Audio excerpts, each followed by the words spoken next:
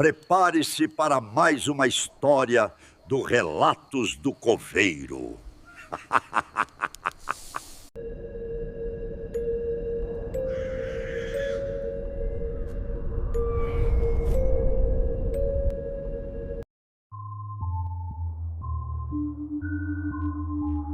Relato 1. O que a câmera pegou? Eu nunca fui de acreditar em coisas sobrenaturais. Sempre achei que tudo tinha explicação lógica. Barulho é vento, sombra é reflexo, porta batendo é corrente de ar. Mas depois do que aconteceu em outubro do ano passado, eu parei de duvidar. Tudo começou quando eu me mudei para um pequeno apartamento no térreo de um prédio antigo, em Curitiba. Era simples, barato e silencioso. Ou pelo menos parecia. As primeiras semanas foram normais. Até que um dia, enquanto lavava a louça, ouvi um barulho de vidro caindo no quarto. Corri para ver. Nada no chão, só a janela aberta. Pensei que fosse o vento. Na noite seguinte, o mesmo barulho. Mas dessa vez, a janela estava fechada por dentro. Comecei a desconfiar de infiltração, vibração do andar de cima, até que o micro-ondas ligou sozinho. 1, 2 vezes, sempre às 3h07 da manhã. Resolvi gravar. Peguei meu celular, deixei apoiado na mesa, gravando a sala durante a madrugada. No outro dia, fui ver o vídeo. Durante os primeiros minutos, nada. Só o som do relógio e do vento lá fora. Mas, no minuto 27, o sensor de movimento da câmera ativou o modo noturno e apareceu uma sombra andando atrás do sofá.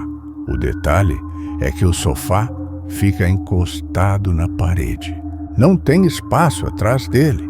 No mesmo momento, o som do vídeo capta um sussurro baixo, quase inaudível. Sai daqui! Eu achei que fosse interferência.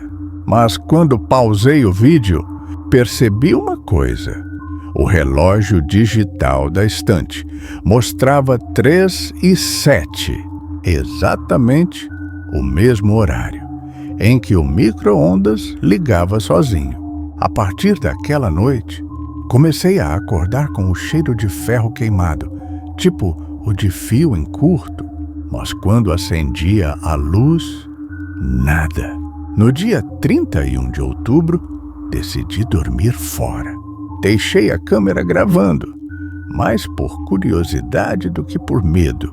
Quando voltei no outro dia, a porta estava aberta, mas sem sinal de arrombamento. Peguei o celular e assisti a gravação. Nos primeiros minutos, tudo normal. Mas às 3h07, de novo, o micro-ondas ligou. Só que dessa vez, a câmera virou sozinha, apontando para a porta do quarto. E antes da imagem escurecer, dá para ver, por menos de um segundo, alguém parado ali, completamente imóvel, me olhando dormir. O vídeo acaba. Tentei repetir o fenômeno, mas nunca mais aconteceu. Mudei de apartamento no mesmo mês. Até hoje, toda vez que o relógio marca 3h07, sinto aquele mesmo cheiro de ferro queimado e, às vezes, juro que ouço o micro-ondas apitar, mesmo sem estar ligado na tomada.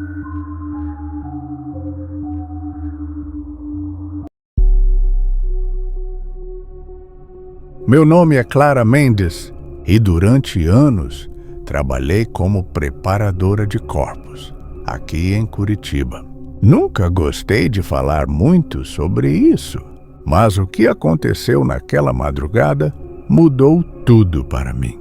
Depois disso, parei de trabalhar com necrotério e precisei de acompanhamento psicológico por meses.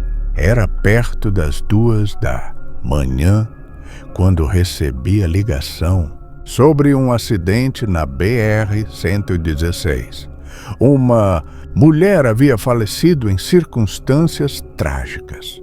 Peguei minha maleta de maquiagem forense e dirigi pelas ruas silenciosas, com o nevoeiro envolvendo os prédios e postes da cidade.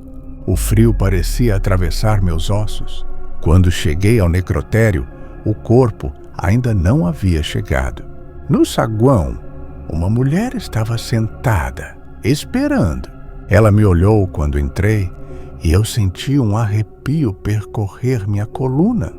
"O que você está fazendo aqui?" perguntei, tentando manter a voz firme.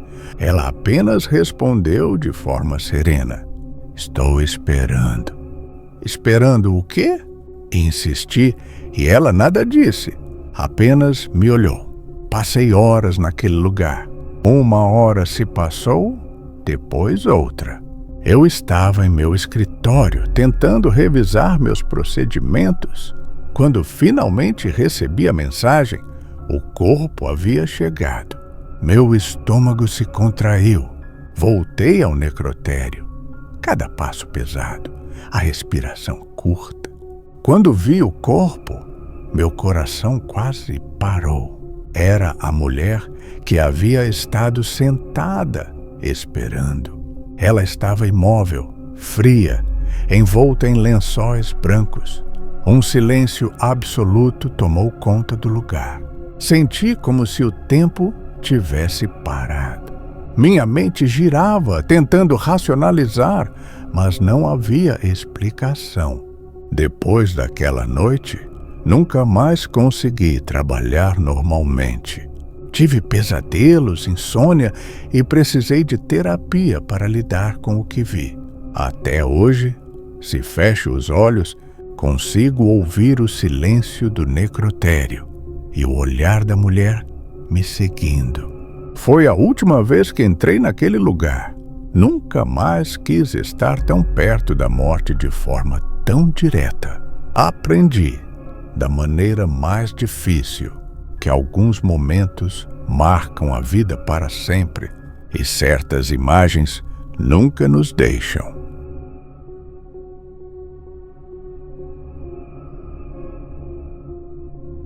Relato 3. O eco da morte na estrada. Eu nunca fui de acreditar nessas histórias de assombração, mas depois do que vi naquela madrugada, passei a pensar que existem coisas que a gente simplesmente não entende e talvez nem devesse entender. Trabalho como representante comercial e viajo muito. Naquela noite, voltava para casa depois de uma visita a clientes numa cidade vizinha. Eram mais ou menos 2h40 da manhã. Estrada praticamente deserta, só o som do motor e o farol cortando o breu da pista. O trecho da rodovia que pego sempre é conhecido por causa de um acidente grave que aconteceu uns anos atrás. Um carro pequeno que bateu de frente com um caminhão. Dizem que morreu todo mundo e que o motorista do carro foi arrastado por metros até o barranco. Nunca dei atenção para isso, mas sempre que passo por ali, sinto uma coisa estranha, um aperto no peito, um silêncio diferente, sabe? Naquela noite, esse silêncio parecia mais pesado. A neblina estava densa e eu reduzi a velocidade. Foi quando vi, lá na frente, luzes piscando na pista. Achei que fosse uma blitz ou outro acidente. Então, parei o carro no acostamento e desci para ver se alguém precisava de ajuda. O ar estava frio e parado. Conforme me aproximei, consegui ver um carro prata amassado, com o capô levantado e fumaça saindo. Do outro lado da pista, um caminhão tombado, faróis piscando e um homem gritando pedindo socorro. Corri até ele.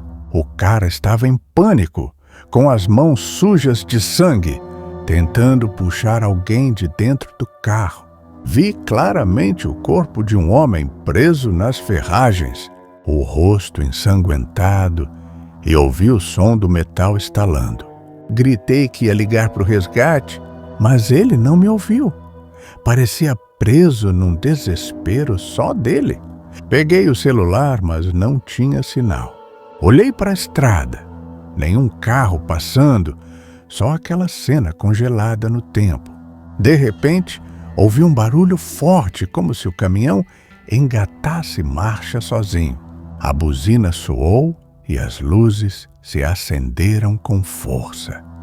E, num piscar de olhos, tudo explodiu em clarão. Me joguei para o lado instintivamente. Quando levantei, o barulho tinha sumido. O ar estava limpo, sem fumaça, sem gritos. Olhei para frente e não havia mais nada. Nem carro, nem caminhão, nem marcas no asfalto. Só a estrada vazia, o breu e o som distante dos grilos.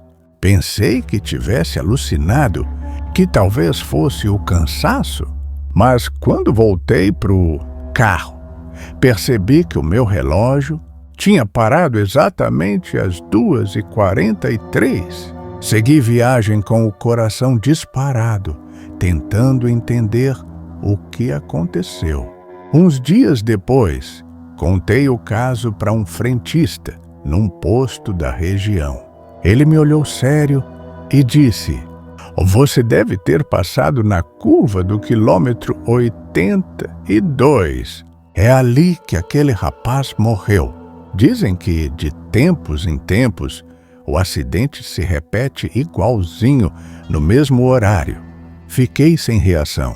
Ele ainda completou: "O pessoal da polícia rodoviária fala que já atendeu chamada lá e, quando chega, não tem nada, nem vidro no chão, só o cheiro de gasolina no ar." Desde então, nunca mais passei por aquela estrada de madrugada. Mas tem uma coisa que me atormenta até hoje. Toda vez que olho para o meu relógio, às 2h43, ele parece atrasar sozinho por alguns segundos. E, às vezes, quando estou dirigindo à noite, o farol ilumina um ponto na pista onde o asfalto parece queimado, como se alguém tivesse morrido ali e continuasse tentando sair.